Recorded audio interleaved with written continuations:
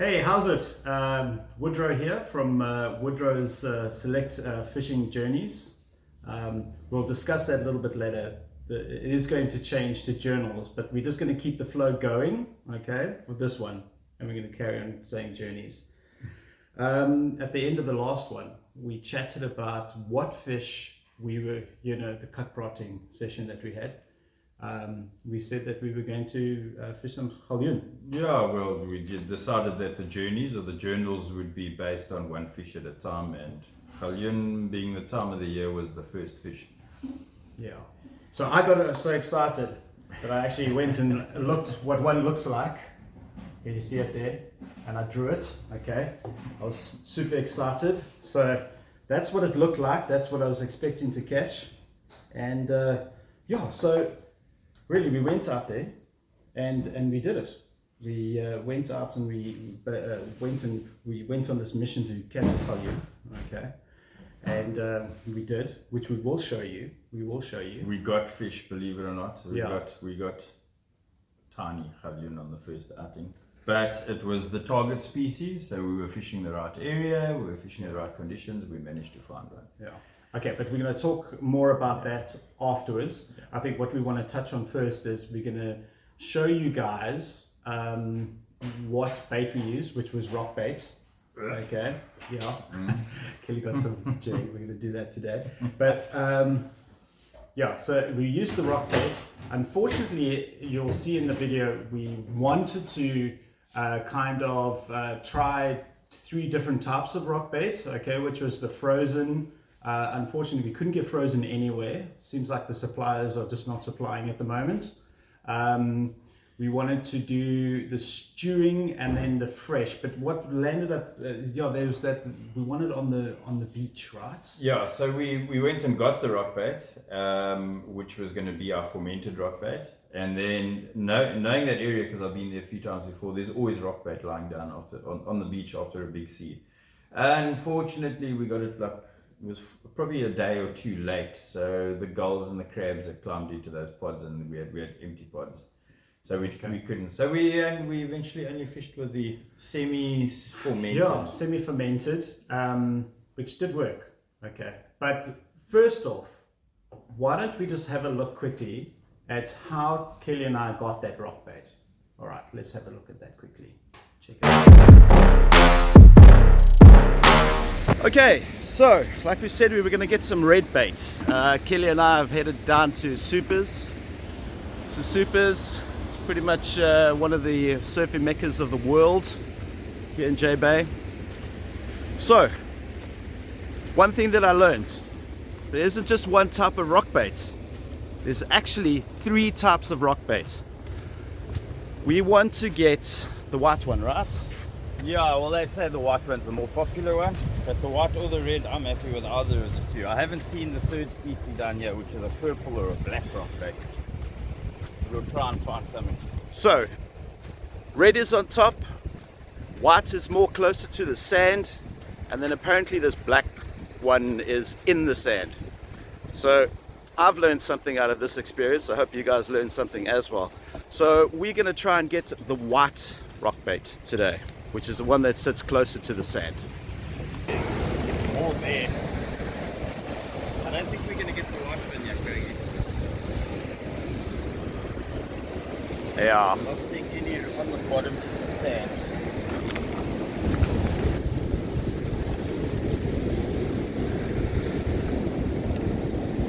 Nice big. So really, what is rock bait for those people that don't really know?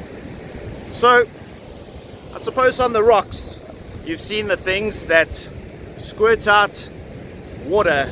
They look like nipples, and they just squirt out little pieces of water. Let's see if we can... They're all over the place here. See if we can find one.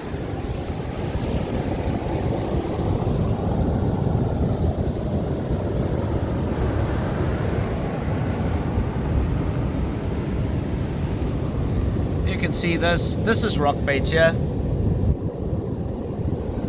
This is rock bait here. And here's some rock bait here. If I actually touch it, I might just squeeze. There we go. There we go, squeezing some water out. It'll be hilarious if we break out only enough, eh? Yeah. So what Kelly's doing is he's not actually cutting the rock bait right off the rock and then cutting it later. What he's actually doing is, you will notice cutting on the rim, Just below the 2 nipples. just below the 2 nipples. Cutting around, putting his finger in, and then grabbing it out. It'll be a nice one to show because it's standing up nice and proud. So you have the 2 nipples, and I like to go in just at the base of those. Okay, underneath the 2 nipples, and then you pop them off. There we have it. Nice chubby pods, eh? Yeah.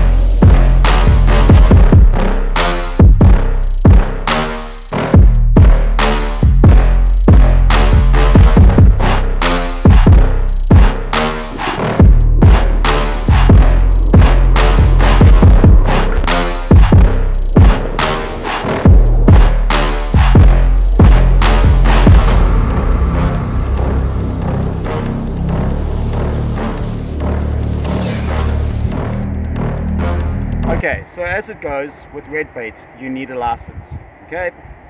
And you're allowed to take 2 kg per person. So we got what we need, and then hopefully tomorrow,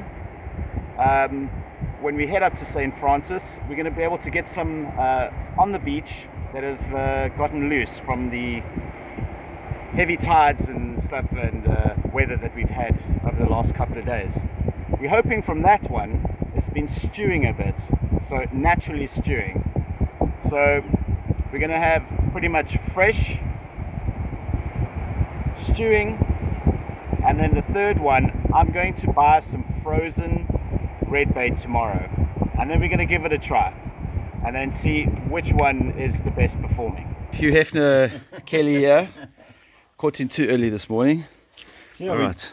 we get it fresh and then put it in an onion bag, and then we suspend it in the bucket so that it doesn't lie in that water. So you don't get rotting, you get what they call maturing or fermenting.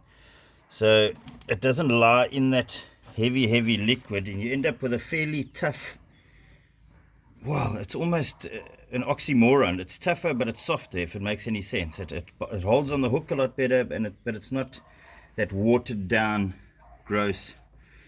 That's how we do it, guys. And that's our Galjoen bait. So you've seen how we've gotten the bait off the rocks, okay? Next up, Kelly's going to show you how to put that onto the trace. Okay guys, we are down to the stinky part of this whole thing. Alright, so yeah, we've got a piece of rock bait. You guys saw just now how we collected it, and there was also a little short video on how we fermented it and the process. Before I get there, there's another little trick I want to show you guys quickly. So this monofilament line I've got here is the same line that I used from the swivel down to the hook. And it's a little trick that not a lot of people talk about, but I'm going to show you what we do here. So I'll line it up with the line going down to the hook, just above the hook, and I do that exact same uni knot. I go once, twice through that loop, and then I set this knot from both sides onto that line. Okay, normally I put it in my teeth. I'm not going to do it now. So you want that knot really tight on that line above the hook. Then we're going to cut those tag ends about 3 or 4 mils on either side of that knot, like that. Okay, the purpose of that little gadget, gizmo, is once it's really set, it's really tight and it's really hard to pull up the line. So you set it approximately, you know, the size of the bait you're going to be putting on the hook. So what that does is, during the cast, you've got this bait over the hook, and when you throw, your bait tends to, with the centrifugal forces, wants to pull up the shaft and over the bend and shank of the hook, and it chokes and smothers the point of the hook, which you always want exposed. So you're going to be putting your bait over that secondary figure of 8 knot on your hook line going up, and that stops your bait from sliding down. Okay, two ways to handle this bait.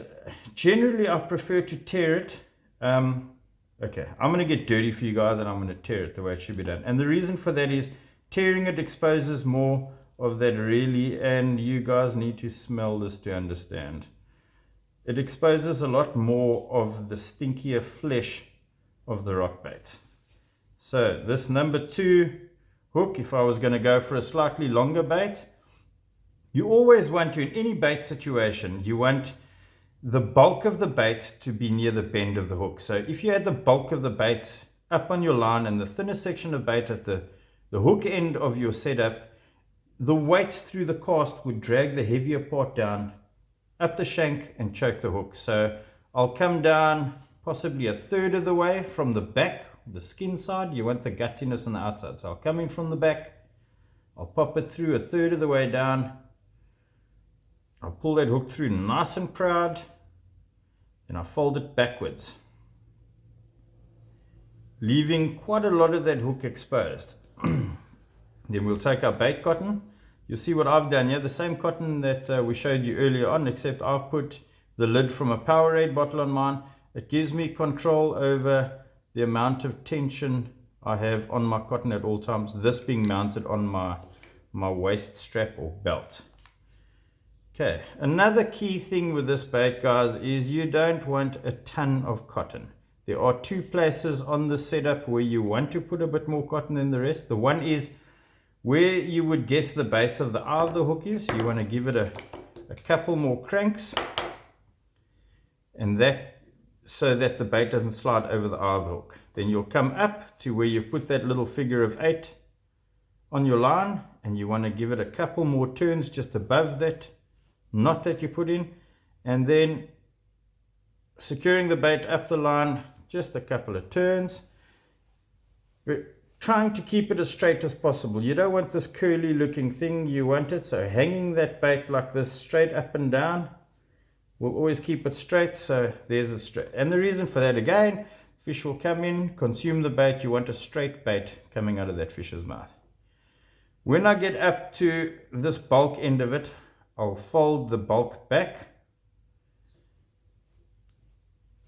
We'll add a bit more cotton to it. And then I have something that's probably just a force of habit, where I give it a little single clinch and I do it twice. I just feel that there's less of a chance of my latex cotton turning loose and finding a place to tangle on my sinker line or my swivel, etc. Snap it off, and then I'll give it a little pull. And you see what happened? My hook is pulled down perfectly. The bulk of my bait is lined up with the top of my hook, and it can't go any further. I can give it a good old yank, and it can't go any further, leaving that hook perfectly exposed at all times, and the bulk of the bait. So any fish being an opportunistic feeder, the effort they're putting into the amount of energy they're going to gain from the food they eat are going to go for the biggest part of the bait, and that's the bulk end, and that's where the hook end is, and that's where the business end of the setup is. And then finally, we take that little float and we slide it down, so that if this does happen to get eaten away by little peckers, golden stripies, or tiny blacktail, that float has got the buoyancy to lift that bare hook up and keep it out of the rock so you don't get hooked up. That is disgusting, guys. But there it is. it's so stinky. It's so stinky. There it is right there. So that is the way I recommend it. It may not be the perfect way or the only way, but it certainly does work. And as you can see, I'm giving it a good old crank, and I'm not choking that hook at all. Kelly. Oh, goodness gracious. All right, cool. So you've seen how we put the bait on, okay? Kelly, let's just quickly run through. We're going to show you guys the trace of how to tie it up and stuff, but you just want to quickly run through what we actually used before we show you how to tie up and all that jazz. So run us through that quickly, bro. Okay, so down to the sharp end of the conversation. So hooks, guys, it's very popular for most of the guys. Will be fishing circle hooks for Galjoen. And there's 2 reasons for it. Number one is it also reduces your chances of hooking up on the rocks, because the circle hook needs to curl around something with a much smaller diameter or circumference in order to work, so it doesn't hook up on the rocks. And Secondly, often these fish will pick up and take a little 30, 40 centimeter pull, and the circle hook already does its job, eliminating us as anglers having to judge or guess when and strike. The hooks we use, my go-to hook for that type of scratch fishing is a big gun number 2. I know it sounds like it's a bit small, but the big gun hooks were generally designed for deep sea fishing, so it's a big hook for its size. A number 2 big gun is equivalent to Mustard. Yeah, mustard number 2 big gun is equivalent to like a Daihatsu 2.0 almost in size. So it's quite a big hook. It's a slightly thicker gauge than what some guys would want to use, but if you get that opportunity of hooking a silver stern brass or cracker in this area, this hook's not going to let go. Never. They are razor sharp, they are really good, and they are my favorite J's. Yeah, and I mean the price on it is fair. It's a fairly priced hook. I mean, it's not a cheap hook, but it's a fairly priced hook. Yeah, you're getting 10 in the packet. A lot of your high-end hooks will give you 5 or 6 hooks, and you're paying 60, 70 rand for a packet, like your BKKs or your Berkeley hooks. Whereas the big guns, you get 10 hooks, and you're looking at around about that sort of 40 to 50 rand price range, 4 to 5 rand a hook, and trust me, it's worth its weight in gold when it comes to being sharp and staying sharp during your fishing trip. Yeah. We've actually got a funny story where I missed 2 or 3 big bites on bronze bream on the one trip, and only realized that the whole tip of my hook was gone. So yeah, having a sharp hook, literally fishing without a hook. And then I had the big guns on me. I gave them to Kelly. Immediately caught the first big blue. So straight on with the big gun. Yeah. Circle hooks, very popular for Galjoen, is the BKK. In size 3.0, and now BKK is on the opposite end of the spectrum, whereas the 3.0 BKK circle is smaller than a lot of your other brands. If you compare it to an Eagle Claw or one of those hooks, it's significantly smaller. Razor sharp hook with a really nice rounded bend in the hook to the point. Fantastic little hook. Fairly pricey. You see here again the BKK, you're getting 7 hooks and you're looking in the 65 to 70 rand range for 7 hooks. So now you're up to 10 rand a hook. Yeah, you see, you've got to judge. On the lower price end scale, but very, very similar in shape to the BKK, is I managed to get my hands on some of these Trident hooks. Amazing, super sharp, and at a fraction of the price. Yeah, you're looking at back down to the 3 rand a hook price range. So it's all with what's in your budget. So, what is in your budget? But we're going to recommend the Mustard big guns. Absolutely. That's basically what we ended up using on this trip. Okay. Line and leader. Yeah, so we spoke about that. So we both fished with grinder setups with braid, fairly light braid, I think 30 pound on yours as well. Yeah. So I don't, depending on where we're fishing, if you're fishing a really ugly area, I'll put on 6 or 7 meters of a 60 to 80 pound braided leader. And then on the end of that braided leader, I'll put on 1.5 meters to maybe 2 meters of a 0.55 or a 0.60 monofilament, just for its abrasive resistance and maybe little something to do with the visibility of the line. We will do a full trace setup for you guys to see what knots we use through, from the braided main line down to the braided leader, and the FG knot to the mono leader down to the knot we use on our swivels, down to our hooks and our sinkers. The last thing that we want to touch on is actually using these floats. Guys, when it comes to hooking up, there's a few things you can change. And the biggest thing I hear when I speak to like real newbie anglers is they don't like fishing off the rocks because they're getting hooked up all the time. There's a number of different things, but that little orange float will reduce your hookup rate by 50%, literally. And it's not to make your bait float. No. Okay, so what is happening once the bait has been charred off, okay, it's just going to help the hook float.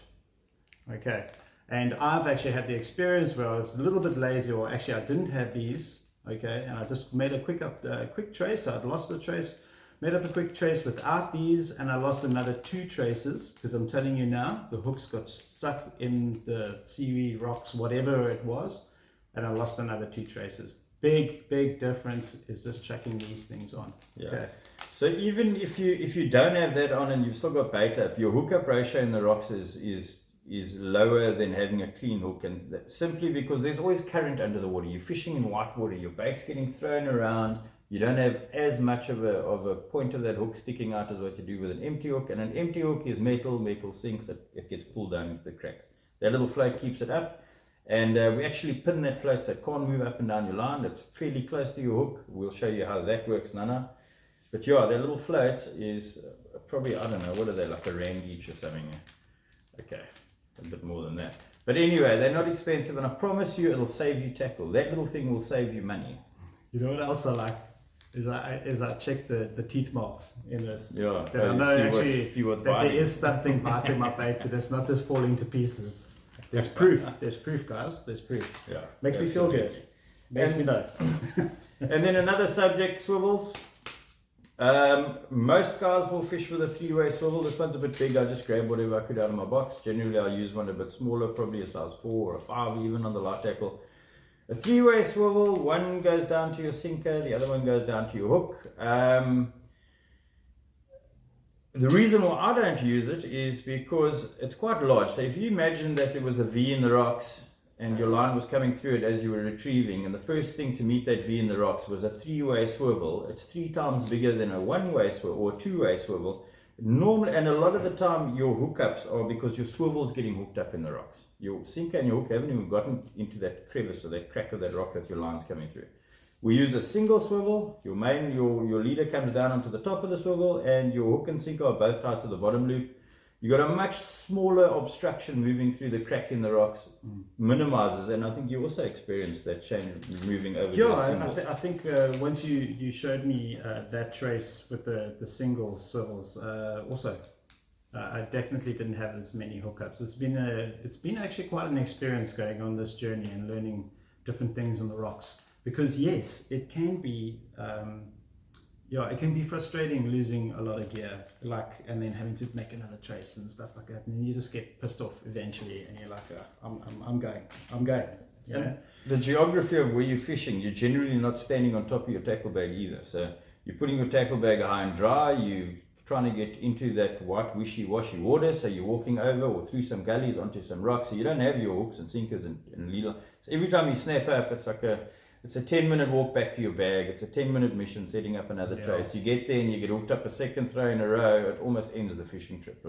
Motivation just goes down the bloody drain. So all these little hints and tips, things we've learnt and we sort of trying to perfect along the way, minimize those hookup ratios, maximize the time in the water, and we didn't catch a ton of fish, but we caught fish. Well, we caught fish and we caught what we wanted. Okay, but all right, so next up, Kelly's going to take you through the knots and the trace and everything that we used on this session.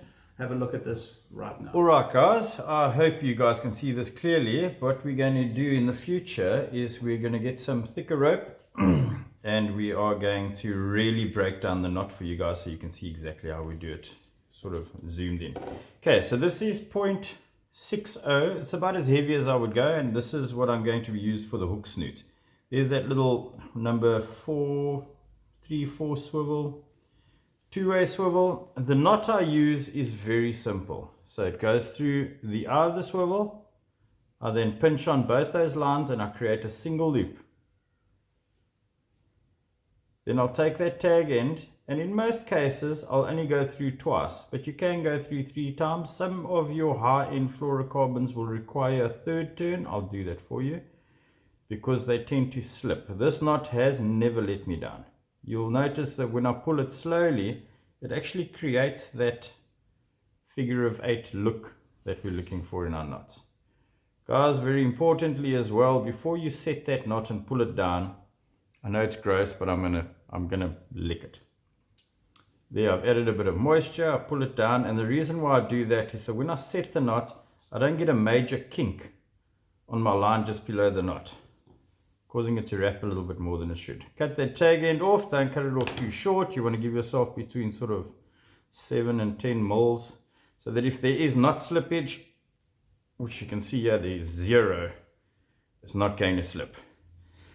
Okay, the length we fished was sort of round about, I don't know, between 40 and 45 centimeters. The hook snoot. We're then going to take this magical little float that prevents us from getting hooked up so much. We're going to pop it up onto our line. And that number 2 big gun we were talking about, exactly the same knot again. I'm going through the R, holding the 2 lines together. I create that loop. My tag end's running up towards the swivel of the hook. And then I'm going to go through that loop.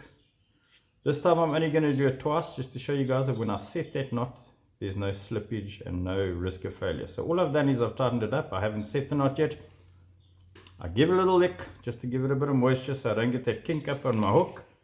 Always good to use your scissors or your sinker or whatever you have lying around just to give that knot.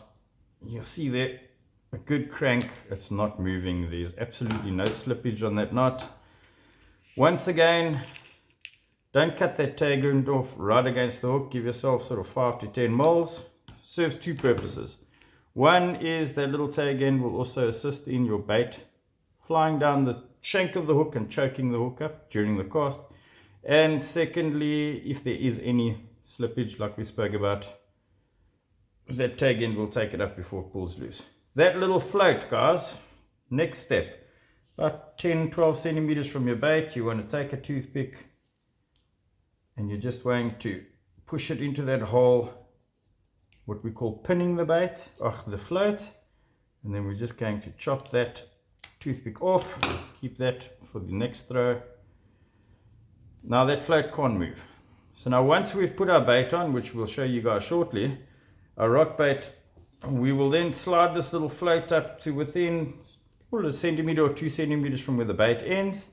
And when your bait is eventually eaten by all the little peckers, this float will keep that hook up off the bottom and stop you from getting hooked up in the rocks.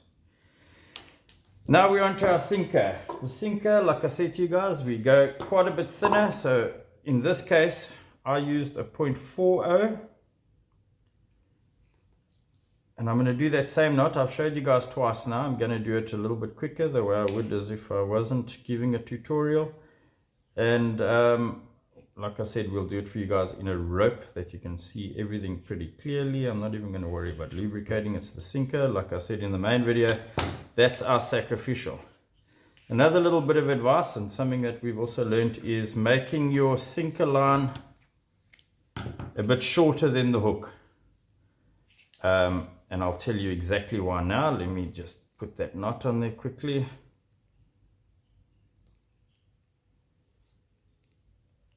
There it is. While we just showing with the sinker, Kelly, I do another one where like it's almost like a double up, and then I can feed it through here and around the so you're creating sinker. a loop. Yeah, so I can change up. Is that a bad thing or is that a good thing, or it doesn't really matter? I don't think it really makes a difference. I think if you're fishing a rod that where you're in a situation where you might change between a sand sinker and a teardrop sinker, or a 3 ounce and a 4 ounce, then it's handy having the loop. But my personal opinion is it doesn't stop you from snapping up, or what we call rock rash, when the sinker bounces on a rock, damages the line, and in a throw it breaks it off. Because it's a single slip knot loop that you're using through there, you're losing just as many sinkers. What I do find, in my own opinion, is that it's just a little bit of a waste of line. Okay. Unnecessary loop that, I don't think I've ever seen anybody untake the loop and put another sinker on that loop. Yeah, I was just thinking about it now. I never ever changed up any sinkers, and that's just like me. That's how I do things. But just having a look how you do it, probably the best way, guys. Never follow what I do, always. Yeah, so our sinker's a little bit shorter for 2 reasons. So let's say for some magical reason this happened in the throw and on the way down, and you ended up with a tangle up. Your hook is still on its own and free with a bait on it. If it was the other way around, your hook would now be the shorter one of the two, tangled up with a line that goes down to the sinker, not giving the fish the opportunity to eat the hook. Makes sense now. So your hook always a bit longer. So irrespective of the tangle that can happen from your swivel down to your sinker, you still have a hook that a fish is able to eat. That is reason number 1 for me personally. The second reason being that when you're fighting a fish, this main line in this hand going up to my rod and this line going to my hooked fish are always going to be tight at all times. And that sinker is dragging. So the shorter that sinker line, the higher that sinker is going to be off the rocks. Once again, minimizing opportunity for hookup.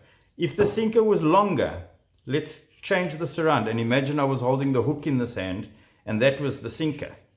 With a long sinker line, I'm now dragging that sinker through the rocks with a fish attached to the hook. The sinker will eventually find purchase. It'll find a crack, it'll find a hole, you'll get hooked up.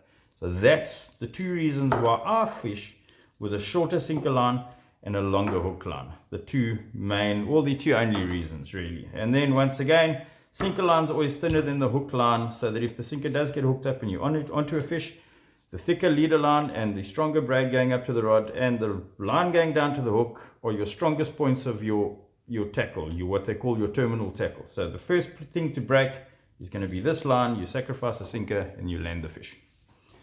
So that's it, guys. Next, that's the simplicity of it. We're not going to immediately go into the FG knot, which takes your leader line to your braid.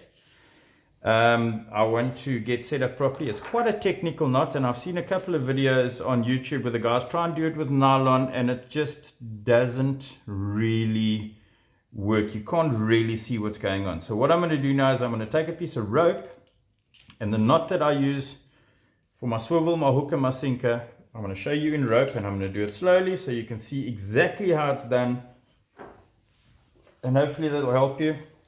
I've had some criticism in the past about the knot, and the guys saying, figure of 8 is the way to go, or snelling every hook, or there's the old improved blood knot. But I've been using this knot for 30 years. It's yet to let me down. So guys, let's just imagine that's the eye of the hook, or the swivel, or the sinker. So you want to run those two lines together like that, with that line going up to the fishing rod or down to the hook, or whichever way. But anyway, so you're going to make a loop, and you want that tag end of the loop to be pointing up the line. Simple as that. And then you want to go through that loop once, twice. And you will, when you start setting this knot, get the perfect figure of 8. There it is, undisputable.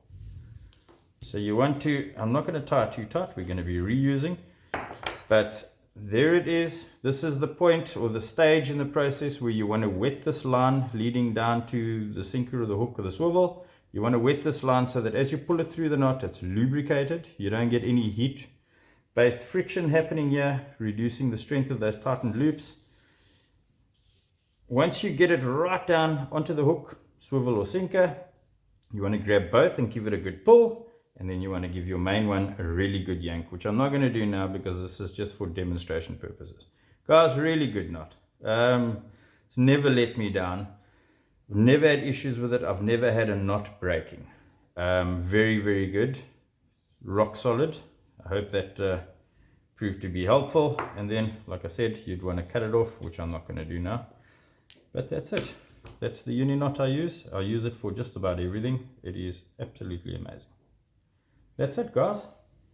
Okay, great. So we've taken you through the bait, how to get the bait. We've taken you through how to bait up and the trace. All right. So next is the fun part, fishing. Check it out. Us catching some galjoen. Giants. Big ones. Big ones.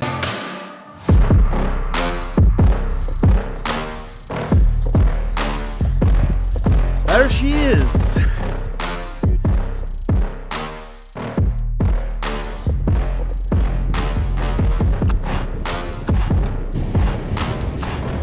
Well, chaps, we think we found the spot. There's an old saying that with great effort comes great reward. Craigie sort of making it look effortless. Loaded. Not exactly agile gazelle, but yeah, we did it. Once again, guys, have a look at this. You guys that do a lot of edible fishing and fishing for mussel cracker, silver steenras, galjoen, that's really pretty stuff right there. Beautiful part of the world we're in at Cape St. Francis. The rocks are untouched, they're covered in mussels, it hasn't been absolutely raped yet.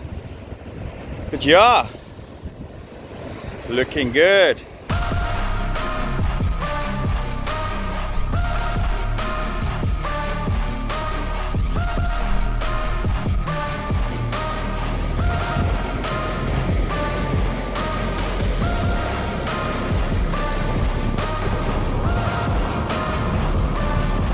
What's happening here, Kelly?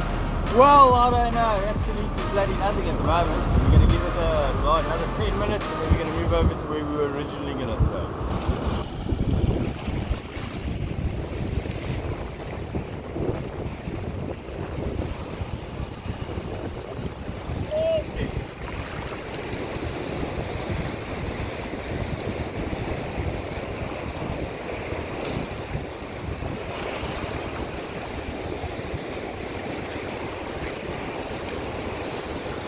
How funny is that? Okay. All right, Kelly, show us what you got there. We got a giant Galjoen. Jesus.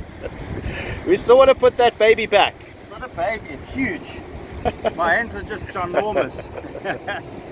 Target species, guys, and because we are conservationists, we'll be releasing this bus go to fight another day. Okay, but just a quick one. You're asking maybe why there's bands on there.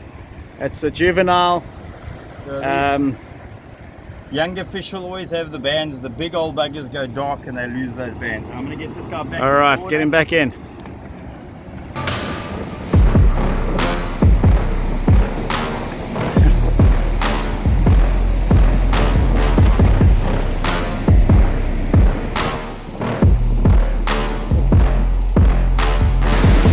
There we go, guys. Craigie has just got his first Galjoen.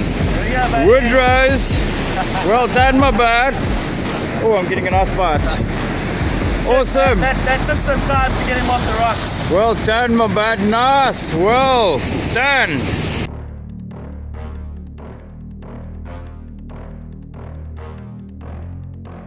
Okay, cool. So actually, now you've seen us, we caught the fish. Everything's worked out really well for us. Okay. One thing though is that you will see in the videos, we actually didn't only go out once. We went out twice. And there was a reason behind that, because we wanted to check, well, we went along the rocks and we found like a really nice spot. Okay. We felt that maybe we had found the spot a little bit late with the tide pushing in, but actually it ended up being the right thing. And we did catch, we had a lot of really nice bites and stuff like that.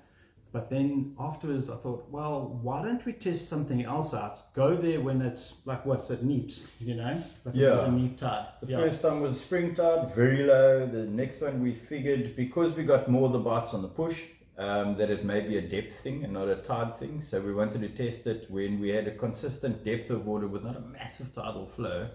And the results were quite definitive. Yeah.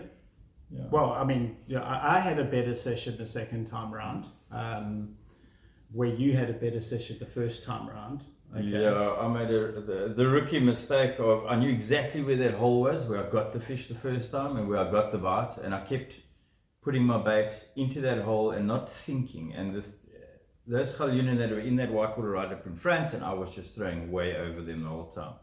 I could say that I was hoping for a bigger fish, but I was actually just being a tosser. I should have just thrown where the fish were coming out, but I kept just throwing long throws, and it produced absolutely bugger all for me on the second trip. I didn't even get a decent bite the whole day. Yeah, the first time around I was actually using my Penn Battalion 14-foot. I also maybe, it's almost like it cannot throw, when you cast, it just wants to hoy. So there's no real, I just feel maybe I don't have enough control with that rod. I just want to throw far. I think it's also like Ricky Bobby wants to go fast. I want to throw far when I have that rod in my hand. So when on the second time round, I actually didn't have much choice but to fish with my 11-foot. And I just with the 3-ounce sinker, I was just nailing it right in that spot.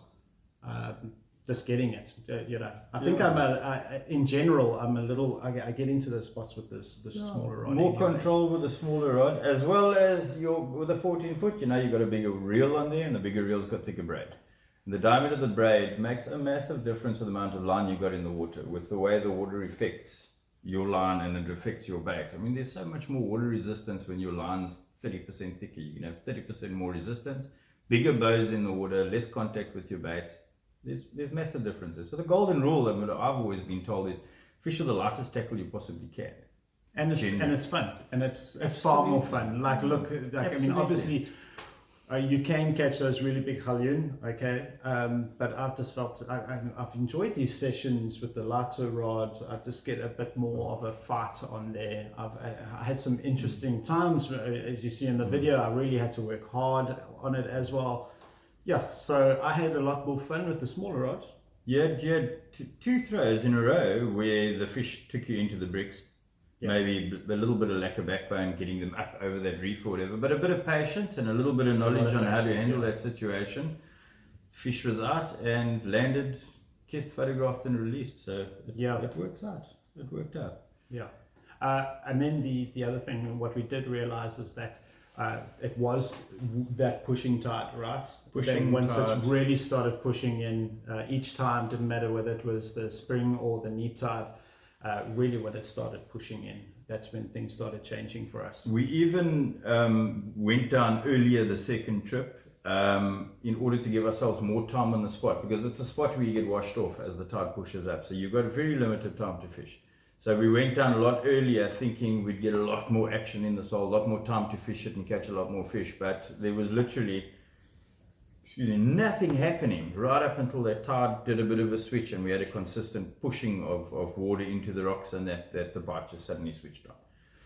I mean, another thing is that like it's fun fishing on the rocks, but just be careful, guys, please. Like sometimes there will be a rogue wave that could come out, and if you're just not looking, that's the thing with the fishing on the rocks. Just always be aware, especially for the newer guys, the more novice guys. In a way, I'm still a novice, and when I feel uncomfortable about it, Kelly's different. He knows when the limit is. I know what my limit is. Just be careful. The last time out, I actually had my back and I got wiped off into the rock pool by a bigger wave. Would have made amazing footage. Oh yeah, we know. But just be careful, guys. I mean, I got a big fright there. But yeah, fishing on the rocks, just be a little bit careful. It is what it is. Yeah, no matter how experienced you are, the golden rule is, never turn your back on it. I've had so many encounters with getting flashed off the rocks, washed off the rocks. Years ago, I got washed off a breakwall into a harbour. It was like a 600-700 meter swim to get back. That happens to everybody. Just be careful. Never turn your back on the sea. Yeah. Golden rule. What else, bro?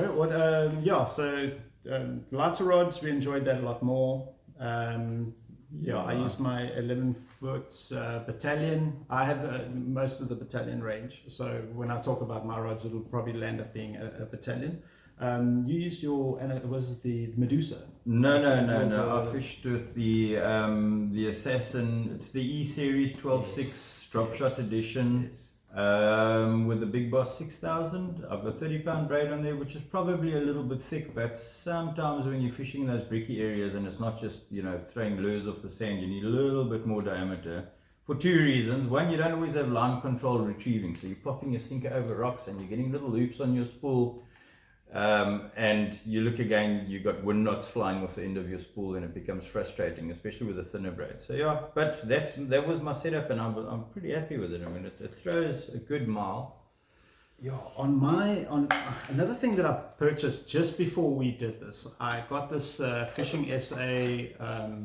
It's like a little a bait thing that you can put on your belt.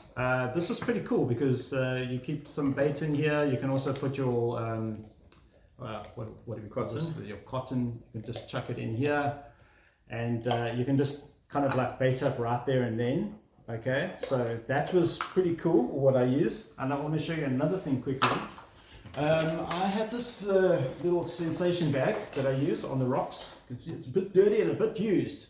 But it actually is for lures. Okay, so you're going to chuck your lures, but what I do is that when I'm going to go fish on the rocks and stuff like that, I take the lures out and then I just chuck in some things over here, so it's easy to get to. I've got some line and everything like that. I've got my braid scissors on this side. Well, you should use a little bit bigger scissors. I realize these are too small for the bait. But yeah, just keeping everything on there. You got everything going, and you got everything on you. You don't have to constantly track back over the rocks, because I tell you what, That's perfect. my legs the next day. My legs. So you want to be standing on that rock, especially if you're 20, 30, 40 meters away from your bag, with at least enough tackle to do up one more trace. You don't have to walk back. You need at least 5 or 6 throws worth of bait on your waist. Cotton, scissors, knife, for more than one reason. Seeing a bait, or you want to take a limpet off the rock, or a saddleback, you've got the knife on you. It's just handy. You don't want to have to walk up and down. You just get so much more time in the water. It's like 5 times more than the guy that has to walk 30 meters every time he has to bait up. We saw this just before the Galjoen videos, when we went and got a couple of bronze bream. We fished with a group of guys on a specific point, and we ended up like almost dominating the rock because we didn't have to move. Well, we were getting a lot more throws in because we were just baiting up right there, and then It's these guys were literally a traipsing 10-minute back walk. 10, 15 meters back just to go trace up, and then they come back, and we just like getting... Yeah, Like I say, this thing is a multiple. You can check it out on my website. I use it, like I say, when I'm spinning, but very handy on the rocks as well. Okay. very, very handy. All right, guys. I think that's about it. Kelly, the next thing we're going to do is a little deep sea trip. Thursday. Do a little bit of slow pitch jigging. And yeah, so that'll be the next video, is just showing off some lures of a local guy. His name's Rainer Nell. He has Nelstar lures, and we're going to be using some of his kaburas that he's handmade stuff. So yeah, so that's going to be cool. Deep sea sash, I love them. I don't think there's a fish, bottoms or pelagics, that these things haven't caught yet. Eh? Yeah. They are fantastic. Yeah, so we'll have some video footage of that. We're pretty sure we're going to get Looking some forward to fieldback, some cob, maybe 1 or 2 Roman, and if Mother Nature's nice enough to us, we've got a yellowtail, and hopefully there's a bonnie or 2 still floating around out there. All right, check you guys in the next one. Don't forget to like and subscribe. Thanks, guys. Check you next time.